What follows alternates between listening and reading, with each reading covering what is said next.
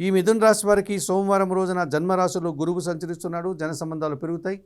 సమాజంలో గౌరవ మర్యాదలు అందుకుంటారు. విద్యార్థులకు నూతన అవకాశాలు వస్తాయి. వృత్తి ఉద్యోగ వ్యాపారాల్లో కూడా రాణిస్తారు.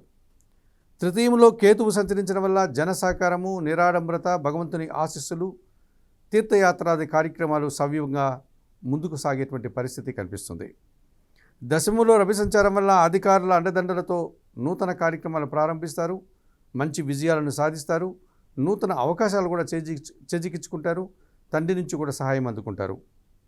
లాభంలో శుక్ర సంచారం వల్ల ఆత్మీయ స్త్రీలతో కలిసి కొన్ని కార్యక్రమాలు నిర్వర్తిస్తారు. విందు వినోదాల్లో పాల్గొంటారు. సంతోషకర వాతావరణం నెలకొంటుంది. మీకు మంచి పేరు ప్రఖ్యాతులు కూడా వస్తాయి. అష్టమంలో చంద్ర సంచారం ఉంది. ఒక్క విషయంలో అశాంతి, నిరాశ మిమ్మల్ని వెంటాడుతుంది.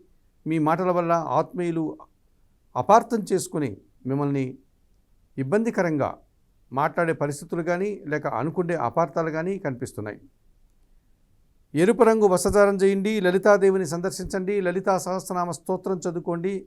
ఈరోజు బియ్యం కానీ పాలు కానీ పేదవారికి దానం చేయడం వల్ల సంతోషంగా ప్రశాంతంగా ఉండగలుగుతారు.